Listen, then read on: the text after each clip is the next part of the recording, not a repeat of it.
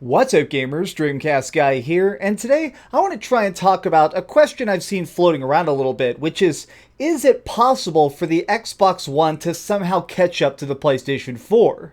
Now, even if it doesn't beat it, is it even remotely possible for them to catch up at least a tiny bit? Because right now, the estimation is that there is about 34 million Xbox Ones have been sold, whereas there have been, 75 million PS4s. The PlayStation 4 is getting close to 100 million units sold, which is astronomically enormous numbers. So it's kind of got me thinking. At this point, Microsoft's console doesn't suck. In fact, I play mine quite a bit. But why is it being held back? In my opinion, it comes down to recognition. People don't really even know what this thing does. Microsoft seems to be trying to sell the Xbox as the best third-party device. A lot of people I know who have a bunch of money and some free time have been buying the Xbox One X because it plays third-party games the best. But when it comes to exclusives, the Xbox One just keeps falling short. Right now, off the top of your head, try and think of 7 exclusive games for the Xbox One. And I'm not talking about Halo or Gears or Forza. Let's think about that. What do they got? Super Lucky's Tale. Fable. Oh wait, that got canceled. Scalebound. Oh wait, that got canceled. So, see, that's the problem. It's not that the Xbox One doesn't have great games, it's that the average consumer, even if they are very knowledgeable about it, is a little bit put off by the idea that they don't know what they can play. A lot of people that I know, a huge chunk of the overall user base of the Xbox One is actually just playing stuff like Call of Duty and Madden. Now, there's nothing wrong with these games. I'm just saying that the way that Xbox is going to pull ahead comes down to 2 main things. They need to improve what people think about them, and this is being done by exclusives and stuff, and I think they need to try and make small improvements to surpass the PlayStation 4. Right now, Sony is making a lot of small errors. Nothing dramatic, but just small differences, like the fact that the PlayStation Store updates so slow, and it's really the last console to get any sort of beta. The free games you get with PS Plus kinda suck now. The only reason all of us are even playing for PlayStation Plus at this point is because we need it for online play. I feel like Microsoft needs to try and step up and spend some of their billions of dollars on just creating a more varied user base. So many people have Xbox Live. Give them the big free games. Make it where people are wanting to move over. Something that is actually winning a ton of fans is actually the Xbox Game Pass. The Game Pass program, where you actually pay a small monthly fee and can install hundreds and hundreds of games, is really ingenious. And it's a fun thought, because I feel like a lot of companies have tried to come up with some sort of Netflix of games sort of philosophy of pay a small fee and you get access to these games as long as you want, as long as you keep paying the monthly fee. It's an ingenious little thing, and also I feel like it does something where it keeps you playing it. So as long as you're playing Xbox, it's easy to imagine buying more Xbox games and maybe suggest others to it.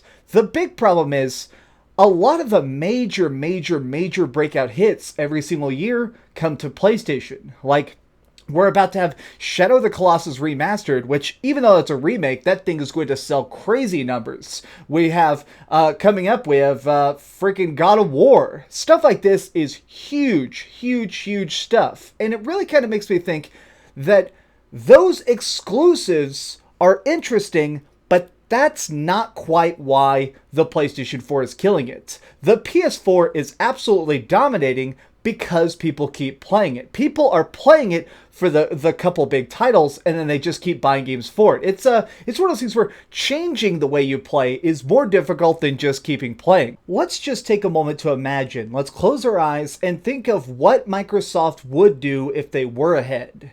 they're a company that's all about trying to stay on top. They do this with their computer hardware. They do it with their software when they're trying to develop new styles of Microsoft Word to sell you. So if they manage to get a little bit of this power back in their favor, I think that they could utilize it properly. They could flourish. But it comes down to them actually managing to get that edge. And that's the little bit of the difficult part. It is an uphill struggle, but it's not beyond their power.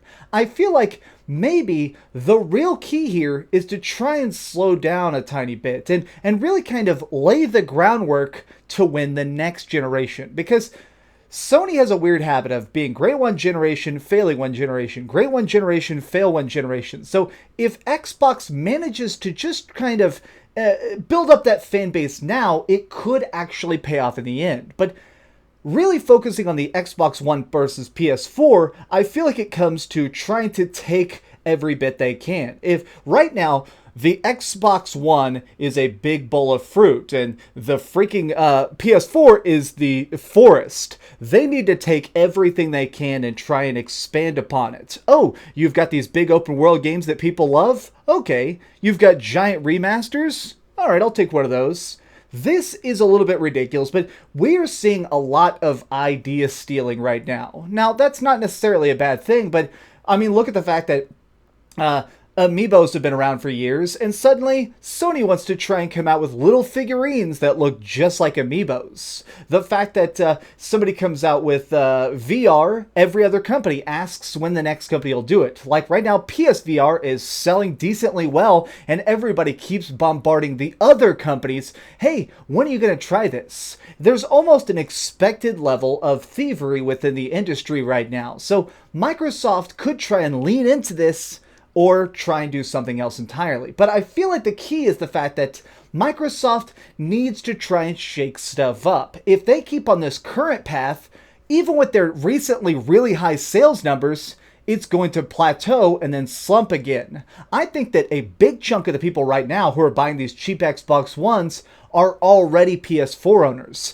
They're people who have had a PS4 since launch, and now 4 years into the life cycle are jumping on the bandwagon. You need to try and make those people happy, but more importantly, keep them coming back to your system. If they have it plugged into their TV, and there's HDMI 1 is PS4 and HDMI 2 is Xbox One, give them more reasons to stay on this channel. When it really comes down to it, I feel like a big flaw of the Xbox One that has just been hurting them for these last couple of years is that Microsoft is the last to try something. They're really kind of the company that sits back and tries to make the choice. When the PlayStation threw out the PlayStation 4 Pro, a lot of us thought that that was a bit ridiculous, but it worked. And now Microsoft was already working on their own sort of project, but coming out later definitely hurt them. Now, on top of that, I feel like Microsoft does small things bad, like the fact that the original Xbox controller doesn't have a headphone jack. That's so dumb. How do you make a multiplayer console and not sell me a headphone jack? There's so many small issues with the Xbox One that go beyond the games we play and the services we have. Instead, it comes down to the fact that Microsoft isn't willing to step up and do what needs to be done. Now, if I were in their shoes right this second, the biggest things I would do right now, today, buy Bluehole. That's the people who make PUBG. You need to spend a lot of money to try and get more exclusives. Second, create an indie incentives plan. Make it where you go to game jams and find people who are making games. Go to a place like PAX, play every single game you can, and then pay these companies to make it exclusive. Next up, you need to try and do anything you can to bring over games that are currently an exclusive. You may laugh at something like Final Fantasy Dissidia, but you know what? Fans are looking at that with a strong eye. If you tell Square Enix that you will pay the port cost, that is going to get more attention. And finally, the biggest one of all, get out there. Make something new. Big IPs are what you are starving for. Sea of Thieves is an interesting concept, but honestly, I think that game is going to bomb. Bringing back Killer Instinct was a smart move, and you need more stuff like that. Microsoft, you have billions and billions of dollars. Sony looks like they're strong, but they're actually kind of just barely riding the line. Sony stays in business as long as the PlayStation keeps moving. So if you can just even tilt them, the giant may fall over. But to do that, you gotta step in there and make some strong moves. Punch in there, buy some studios, make some moves. And I think part of that could just be actually coming out with the games you promised us. A new Fable is a big idea. The Perfect Dark that's rumored. These are things that are so interesting, but we haven't seen the follow through. You need to start and finish what you talk about. That is something that just keeps slowing you guys down. Now, I'm just saying it is still possible for them to catch up. While there is a humongous gap right now, I think it's not yet completely out of the realm of possibility. I mean, when you think about it, the PlayStation 3 at the very end of the last console generation just barely surpassed the Xbox 360. It was a long war and they lost a lot of battles, but when they won, they won. You could do that. Start solidifying yourself now as the console for gamers by gamers. PlayStation is kind of coasting at this moment. They have so much power that they're just kind of waiting for other people to make the games. They're not even bothering with studios at this point. You need to show them how it's done. Make something cool, make something different, and try and shock the player base again. Or else, well, I don't know, you may not even get a chance to finish the Xbox 2. But this has been my random thoughts as a PlayStation fanboy who loves the Xbox One. What are your thoughts on this? Let me know in the comments down below. If this all seems completely ridiculous, tell me in the comments about how this is the stupidest video I've ever made. If you enjoyed this video, please give it a like, share with your friends, and subscribe if you haven't already. But do me the biggest favor of all and keep dreaming. Oh man. My camera made a weird sound effect about 2 minutes ago, so if this video stopped, I'm gonna cry. Oh, let me see if it's recording. Oh, thank God. Oh, hey, I was just playing a little bit of Grand Theft Auto on my Darth Vader PSP. Are you curious what I'm going to come out with next? Well, if you click this button, you'll be subscribed to be the first to know. Also, if you click over here and here, you can see my latest review and my latest top 10. I promise, it was super good. Or it was really bad and I'm sure you can just make fun of me in the comments. Either way, it'll be a lot of fun. Thanks so much for watching.